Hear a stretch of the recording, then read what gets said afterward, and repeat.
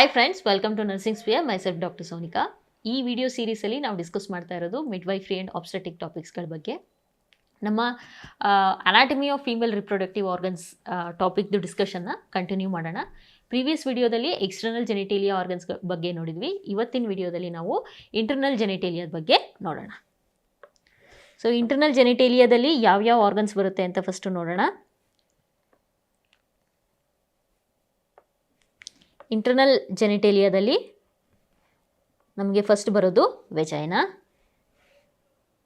ಇದು ಈ ಡಯಾಗ್ರಾಮಲ್ಲಿ ಮಾರ್ಕ್ ಮಾಡ್ಕೊಳ್ತಾ ಹೋಗೋಣ. ಇಲ್ಲೇನು ಕಾಣಿಸ್ತಾ ಇದೆಯಲ್ಲ, ಇದಕ್ಕೆ ನಾವೇನು ಹೇಳ್ತೇವೆ? ವೆಜೈನಾ ಅಂತ ಹೇಳಿಬಿಟ್ಟು ಹೇಳ್ತೇವೆ. This is called as vagina.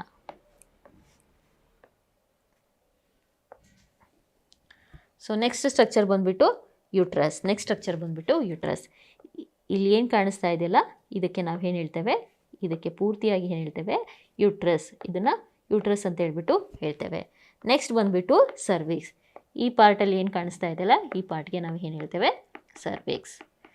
Next organ ಬಂದುಬಿಟ್ಟು ಫೆಲೋಪಿಯನ್ ಟ್ಯೂಬ್ಸ್. ಎರಡೂ ಕಡೆಯಿಂದ ಈ ಥರ ಏನು ಎರಡು ಯೂಟ್ರಸ್ಸಿಂದ ಏನು ಎರಡು ಟ್ಯೂಬ್ ಲೈಕ್ ಸ್ಟ್ರಕ್ಚರ್ಸು ಹೊರಗಡೆ ಹೋಗ್ತಾ ಇದೆಯೋ, ಈ ಸ್ಟ್ರಕ್ಚರ್ಸ್ಗೆ ನಾವು ಏನು ಹೇಳ್ತೀವಿ? ಫೆಲೋಪಿಯನ್ ಟ್ಯೂಬ್ ಅಂತ ಹೇಳಿಬಿಟ್ಟು ಹೇಳ್ತೇವೆ. Fallopian tube. Then we have two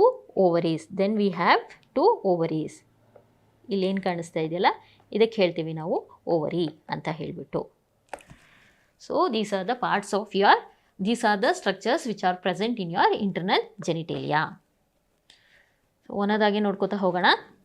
first ಬಂದುಬಿಟ್ಟು ವೆಜೈನದ ಬಗ್ಗೆ ಡಿಸ್ಕಷನ್ ಮಾಡೋಣ. ವೆಜೈನಾ ಅಂತಂದರೆ it is nothing but your fibromuscular membranous sheath. ಇದಕ್ಕೆ 4 ವಾಲ್ಸ್ ಇರುತ್ತೆ. ಒಂದು anterior, posterior and 2 lateral walls. Anterior wall ಬಂದುಬಿಟ್ಟು 7 ಸೆಂಟಿಮೀಟರ್ ಇರುತ್ತೆ, whereas your posterior wall is 9 centimetre. So posterior wall is longer than your anterior wall. This is your anterior wall and behind it is your posterior wall. It is 7 centimeter, whereas this one is 9 centimeter. Posterior wall is 9 centimeter. The vaginal pH is important. The vaginal pH is acidic. Acidic ಅಂದರೆ ಎಷ್ಟಿರುತ್ತೆ? pH 3.5 to 4.5 ಇರುತ್ತೆ. pH ಯಾಕೆ ಇರುತ್ತೆ acidic pH ಇದರಲ್ಲಿ ಅಂದರೆ, ಇದರಲ್ಲಿ ಒಂದು ಡಾರ್ಡಲಿನ್ ಬ್ಯಾಸಿಲೈ ಅಂತ ಇರುತ್ತೆ. ಅದು ನಮ್ಮ ಬಾಡಿಲಿರೋ ಗ್ಲೈಕೋಜನ್ನ ಲ್ಯಾಕ್ಟಿಕ್ ಆ್ಯಸಿಡ್ ಆಗಿ ಕನ್ವರ್ಟ್ ಮಾಡುತ್ತೆ. ಸೊ ಆ್ಯಸಿಡ್ ಪ್ರೆಸೆಂಟ್ ಇರೋದ್ರಿಂದ ಇಲ್ಲಿ pH ಬಂದುಬಿಟ್ಟು ಅಸಿಡಿಕ್ ಇರುತ್ತೆ. ಸೊ ನೆಕ್ಸ್ಟ್ ನ್ಯೂಬಾರ್ನ್ ಮತ್ತು ಮೆನ್ಸಸ್ಸಲ್ಲಿ ಏನಾಗಿರುತ್ತೆ ಅಂದರೆ, ನ್ಯೂಬಾರ್ನ್ ಮತ್ತು ಮೆನ್ಸಸ್ ಪೀರಿಯಡಲ್ಲಿ pH ಬಂದುಬಿಟ್ಟು ಆಲ್ಕಲೈನ್ ಇರುತ್ತೆ. ಯೂಶಲಿ 6 to 8 ಇರುತ್ತೆ pH. ಯಾಕಂದರೆ ಮೆನ್ಸಸ್ಸಲ್ಲಿ ಡ್ಯೂರಿಂಗ್ ಆರ್ ಮೆನ್ಸ್ಟ್ರಲ್ ಪೀರಿಯಡ್ ಏನಾಗ್ತಿರುತ್ತೆ? ಬ್ಲೀಡಿಂಗ್ ಆಗ್ತಾ ಇರುತ್ತೆ. Blood is alkaline. So that's why we have alkaline pH. ದೆನ್ ಯಾವ ಎಪಿಥೀಲಿಯಂ ಇರುತ್ತೆ ವೆಜೈನದಲ್ಲಿ? ಎಪಿಥೀಲಿಯಂ ಬಂದುಬಿಟ್ಟು stratified squamous epithelium. Non keratinized stratified squamous epithelium ಬಂದುಬಿಟ್ಟು ವೆಜೈನದಲ್ಲಿ ಇರುತ್ತೆ.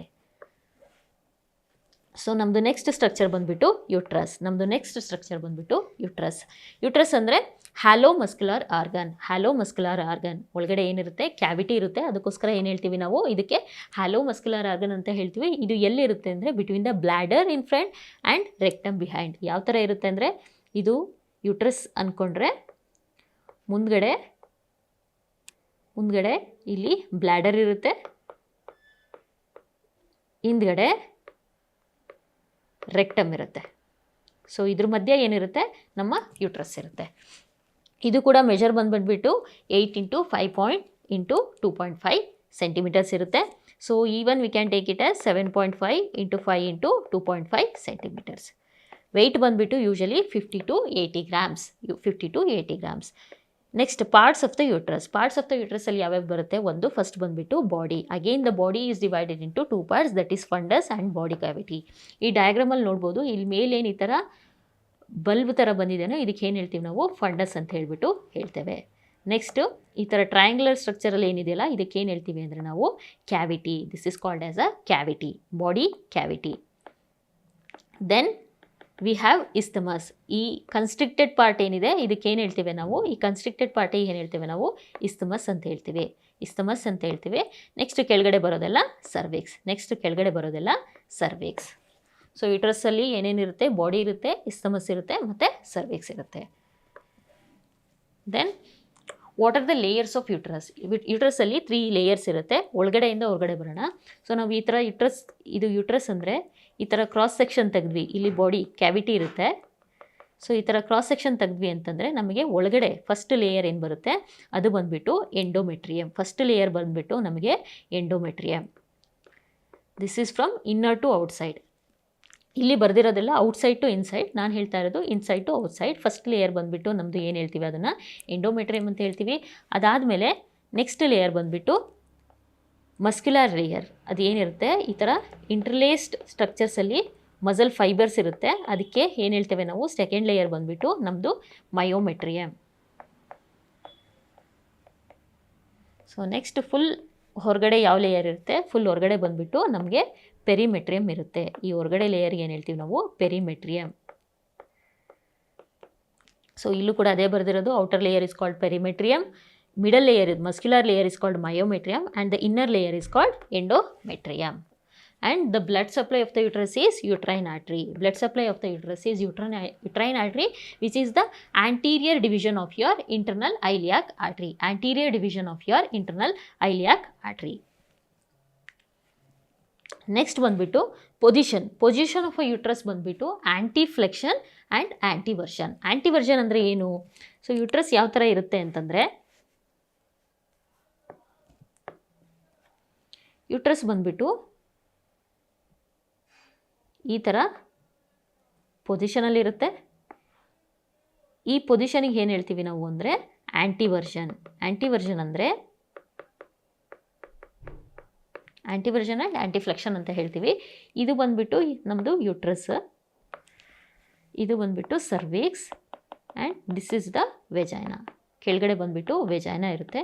ಈ ಸರ್ವಿಕ್ಸ್ ಮುಖಾಂತರ ಒಂದು ಪರ್ಪೆಂಡಿಕ್ಯುಲರ್ ಲೈನ್ನ ನಾವು ಡ್ರಾ ಮಾಡಿದರೆ, ಈ ಥರ ಒಂದು ಪರ್ಪೆಂಡಿಕ್ಯುಲರ್ ಲೈನ್ನ ಡ್ರಾ ಮಾಡಿ ವೆಜೈನದ ಮೂಲಕನೂ ಒಂದು ಪರ್ಪೆಂಡಿಕ್ಯುಲರ್ ಲೈನ್ನ ಡ್ರಾ ಮಾಡಿದರೆ ಇಲ್ಲಿ ಒಂದು ಆ್ಯಂಗಲ್ ಕ್ರಿಯೇಟ್ ಆಗುತ್ತೆ. ಇಲ್ಲಿ ಒಂದು perpendicular angle, right angle create ಆಗುತ್ತೆ.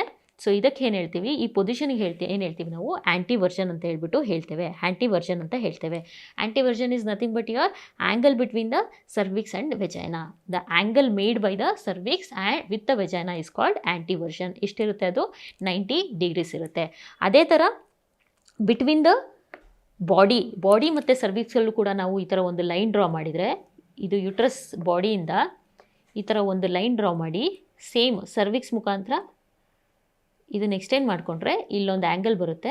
ಇದಕ್ಕೆ ನಾವೇನು ಹೇಳ್ತೀವಿ ಆ್ಯಂಟಿಫ್ಲೆಕ್ಷನ್.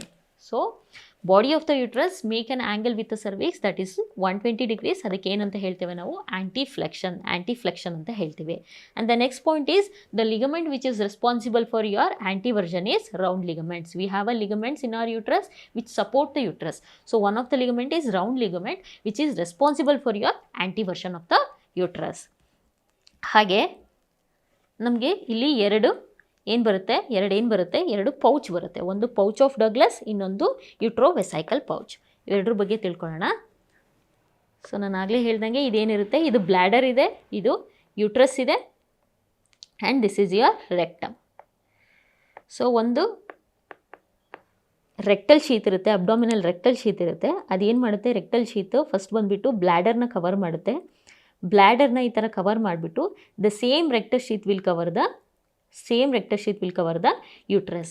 ಆ ಗ್ಯಾಪಲ್ಲಿ ಏನಾಗುತ್ತೆ, ಇಲ್ಲೊಂದು ಪೌಚ್ ಕ್ರಿಯೇಟ್ ಆಗುತ್ತೆ, ಇಲ್ಲೊಂದು ಸ್ಪೇಸ್ ಕ್ರಿಯೇಟ್ ಆಗುತ್ತೆ. ಅದಕ್ಕೆ ಏನಂತ ಹೇಳ್ತೇವೆ ನಾವು ಅಂದರೆ ಯುಟಿರೋವೆಸೈಕಲ್ ಪೌಚ್ ಅಂತ ಹೇಳ್ತೇವೆ. ಯುಟಿರೋವೆಸೈಕಲ್ ಅಂದರೆ ಯುಟಿರೋ ಅಂದರೆ ಯೂಟ್ರಸ್, ವೆಸೈಕಲ್ ಅಂದರೆ vesical is your bladder. Between your bladder and uterus there is a rectal sheath which gives a space that is called as uterovesical pouch.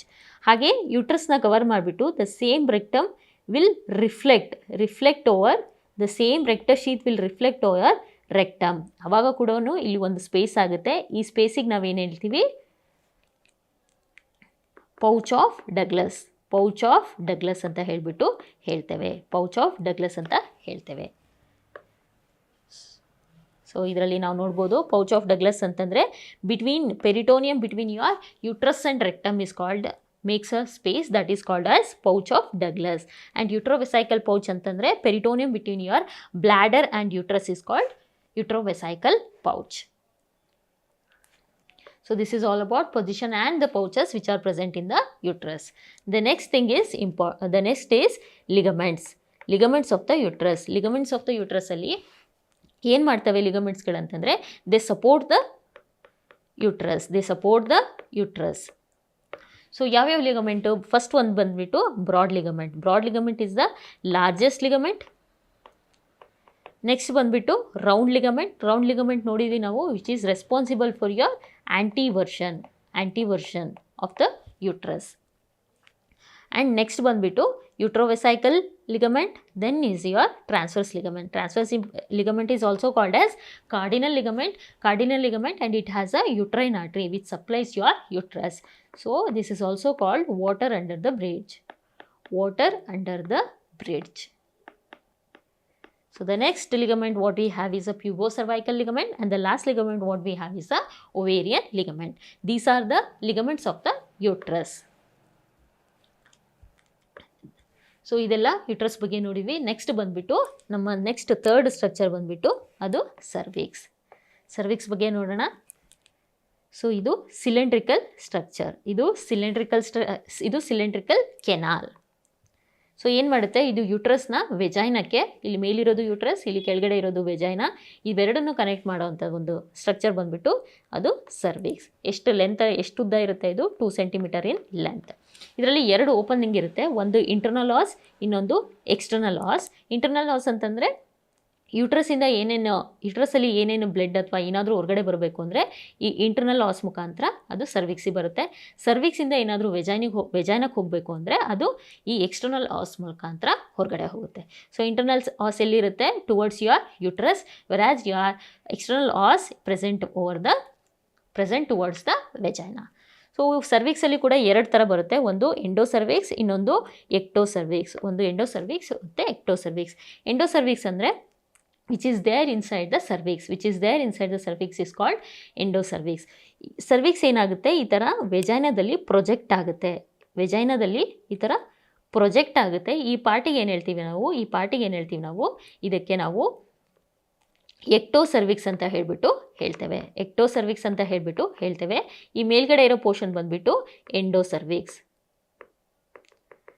So ಎಂಡೋಸರ್ವಿಕ್ಸಲ್ಲಿ ಯಾವ ಎಪಿಥೀಲಿಯಂ ಇರುತ್ತೆ? ಕಾಲಮ್ನಾರ್ ಎಪಿಥೀಲಿಯಂ ಇರುತ್ತೆ.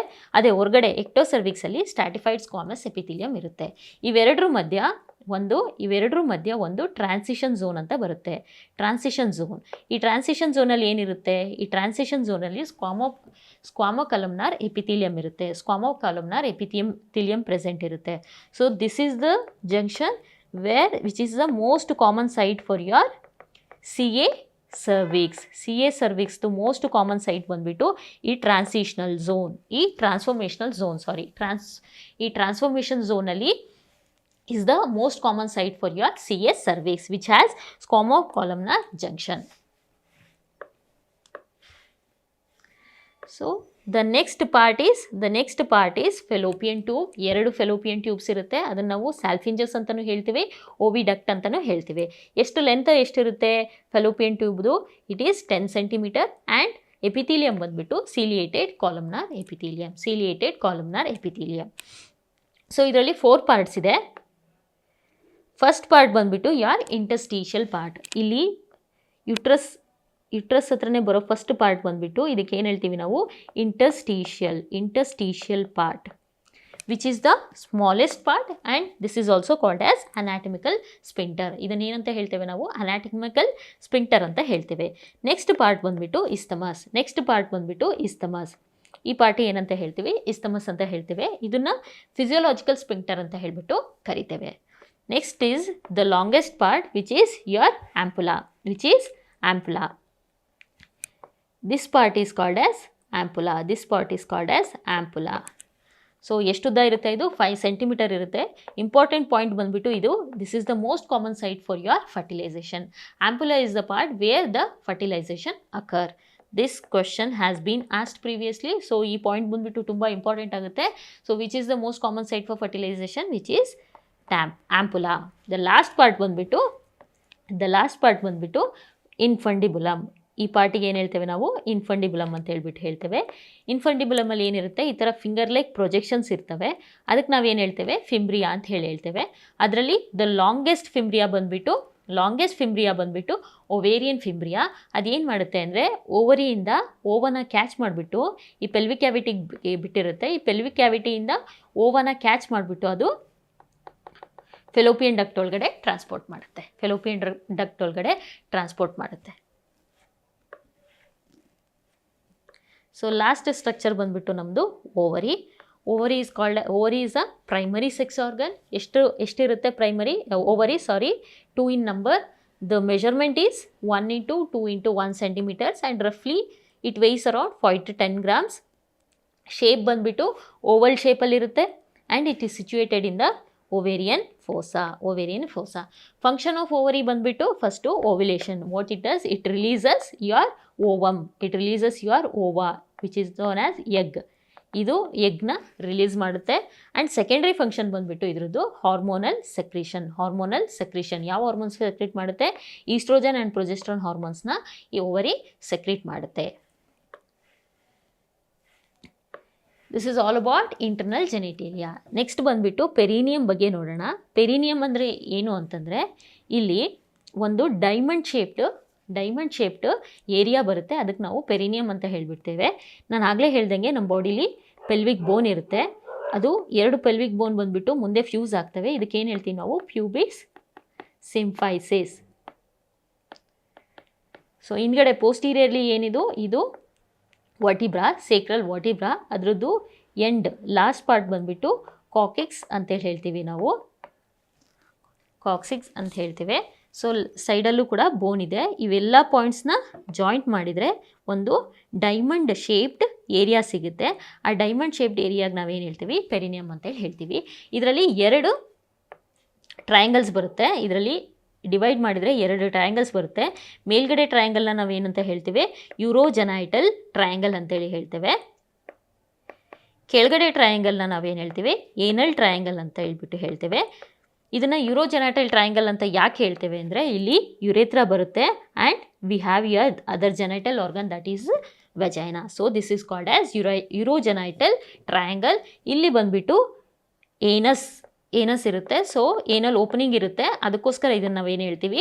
ಏನಲ್ triangle ಅಂತ ಹೇಳ್ತೇವೆ. So ಈ ಪೆರಿನಿಯಮಲ್ಲಿ different muscles ಇರ್ತವೆ. ಯಾವ್ಯಾವ muscles ಅಂತ ನೋಡ್ಕೊತಾ ಹೋಗೋಣ. ನಾನು ಆಗಲೇ ಹೇಳ್ದಂಗೆ ಇದು ಡೈಮಂಡ್ ಶೇಪ್ಡ್ ಇರುತ್ತೆ.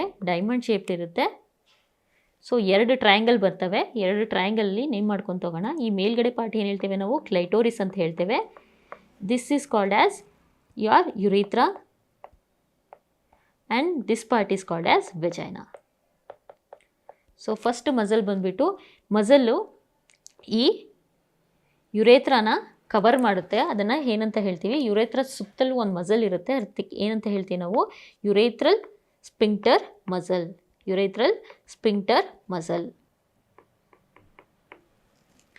ಸೊ ಆಮೇಲೆ ನೆಕ್ಸ್ಟ್ ಮಸಲ್ ಬಂದುಬಿಟ್ಟು ಹೀಗೆ ಫುಲ್ ಈ ಹೋಲ್ ಆಫ್ ವೆಸ್ಟಿಬುಲ್ನ ಕವರ್ ಮಾಡ್ತಾ ಇದೆ. ಈ ಮಸಲ್ಗೆ ನಾವೇನು ಹೇಳ್ತೇವೆ ಅಂತಂದರೆ, ಈ ಮಸಲಿಗೆ ಹೇಳೋದು ನಾವು bulbospongiosus muscle or it is called as bulbocavernosus muscle. Next third muscle, ಈ ಲ್ಯಾಟ್ರಲ್ ಪಾರ್ಟಲ್ಲಿ ಒಂದು ಮಸಲ್ ಕಾಣಿಸ್ತಾ ಇದೆಯಲ್ಲ, ಇದಕ್ಕೆ ನಾವು ಹೇಳ್ತೀವಿ ಇಸ್ಚಿಯೋ ಕ್ಯಾವರ್ನಸ್.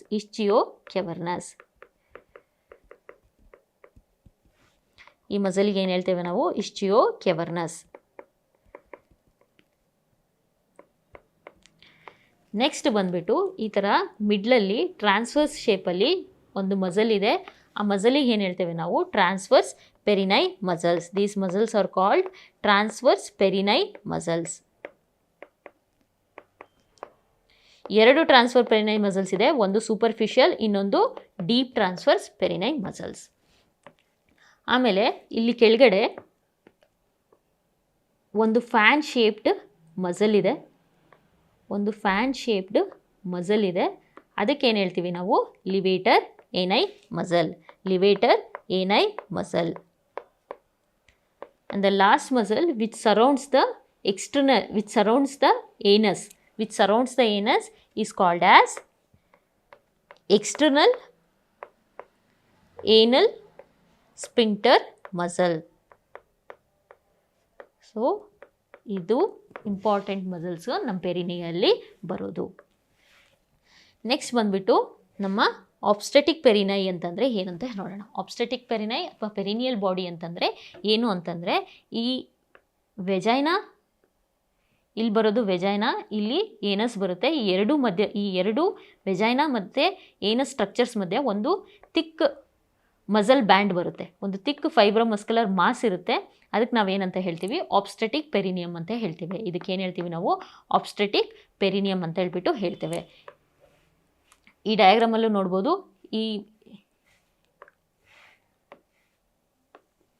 ಸೊ ಇದು ವೆಜೈನಾ ಹಾಗೆ ಇದು ಏನಸ್, ಇವೆರಡರ ಮಧ್ಯೆ ಒಂದು ಥಿಕ್ ಬ್ಯಾಂಡ್ ಬರುತ್ತೆ, ಒಂದು ಥಿಕ್ ಬ್ಯಾಂಡ್ ಆಫ್ ಫೈಬ್ರೋಮಸ್ಕ್ಯುಲರ್ ಬ್ಯಾಂಡ್ ಬರುತ್ತೆ. ಇದಕ್ಕೆ ನಾವೇನು ಹೇಳ್ತೇವೆ, ಆಬ್ಸ್ಟೆಟಿಕ್ ಪೆರಿನೈ ಅಂತ ಹೇಳ್ಬಿಟ್ಟು ಹೇಳ್ತೇವೆ. ಸೊ ಆಬ್ಸ್ಟೆಟಿಕ್ ಪೆರಿನೈ ಏನು ಮಾಡುತ್ತೆ, ಇಟ್ ಸಪೋರ್ಟ್ಸ್ ಯುವರ್ ಪೆಲ್ವಿಸ್, ಪೆಲ್ವಿಸ್ನ ಸಪೋರ್ಟ್ ಮಾಡುತ್ತೆ, ಪೆಲ್ವಿಕ್ ಫ್ಲೋರ್ನ ಸಪೋರ್ಟ್ ಮಾಡುತ್ತೆ. ಆ್ಯಂಡ್ ನಾವು ಡ್ಯೂರಿಂಗ್ ಅವರ್ ಚೈಲ್ಡ್ ಬರ್ತ್ ಈ ಈಸಿ ಮಾಡೋಕ್ಕೆ, ಚೈಲ್ಡ್ ಬರ್ತ್ನ ಈಸಿ ಮಾಡೋಕ್ಕೆ ಏನು ಮಾಡ್ತೀವಿ, ಒಂದು ಲ್ಯಾಟ್ರಲ್ ಇನ್ಸಿಷನ್ ಕೊಡ್ತೀವಿ, ಕಟ್ ಮಾಡ್ತೀವಿ. ಅದಕ್ಕೆ ಏನಂತ ಹೇಳ್ತೀವಿ, we call it as a episiotomy. The most common episiotomy what we give is mediolateral episiotomy. ಅದನ್ನು ಎಲ್ಲಿ ಕೊಡ್ತೀವಿ, ಅದನ್ನು ಕೊಡೋದು ನಾವು ಆಬ್ಸ್ಟೆಟಿಕ್ ಪೆರಿನೈಯಲ್ಲಿ. ಆಬ್ಸ್ಟೆಟಿಕ್ ಪೆರಿನೈ ಮಸಲ್ಸ್ ಏನು ಬರುತ್ತಲ್ಲ, ಅದರಲ್ಲಿ ನಾವು ಏನು ಮಾಡ್ತೀವಿ, ಕಟ್ ಮಾಡ್ತೇವೆ. ಅದಕ್ಕೆ ಏನಂತ ಹೇಳ್ತೀವಿ, ಎಪಿಸಿಯೋಟಮಿ ಅಂತ ಹೇಳ್ಬಿಟ್ಟು ಹೇಳ್ತೇವೆ. ಸೊ ನಮ್ಮ ಇಂಟರ್ನಲ್ ಜೆನಿಟೇಲಿಯಾದ ಆರ್ಗನ್ ಡಿಸ್ಕಷನ್ಸ್ ಆಯಿತು. ನೆಕ್ಸ್ಟ್ ಥರ್ಡ್ ಬಂದುಬಿಟ್ಟು ಆಕ್ಸೆಸರಿ ರಿಪ್ರೊಡಕ್ಟಿವ್ ಆರ್ಗನ್ಸ್ ಅಂತಂದರೆ the organs which helps in the process of production. ಅದಕ್ಕೆ ನಾವು ಆಕ್ಸೆಸರಿ ರಿಪ್ರೊಡಕ್ಟಿವ್ ಆರ್ಗನ್ಸ್ ಅಂತ ಹೇಳ್ತೀವಿ. ಯೂಶಲಿ ಆಕ್ಸೆಸರಿ ರಿಪ್ರೊಡಕ್ಟಿವ್ ಆರ್ಗನ್ ಬಂದುಬಿಟ್ಟು ನಮ್ಮದು ಬ್ರೆಸ್ಟ್. ಸೊ ಈ ಬ್ರೆಸ್ಟು, ಮ್ಯಾಮರಿ ಗ್ಲ್ಯಾಂಡ್, ಲ್ಯಾಕ್ಟೇಷನ್ ಮತ್ತು ಯಾವ ಥರ ಅದು ಹೆಲ್ಪ್ ಮಾಡುತ್ತೆ ಅಂತ ನಮ್ಮ ಸಬ್ಸಿಕ್ವೆಂಟ್ ವೀಡಿಯೋಸಲ್ಲಿ ನಾವು ಡಿಸ್ಕಸ್ ಮಾಡ್ತಾ ಹೋಗೋಣ. ಸೊ ಈ ವಿಡಿಯೋ ಡಿಸ್ಕಷನ್ ಇಲ್ಲಿಗೆ ನಿಲ್ಲಿಸೋಣ. Thank you.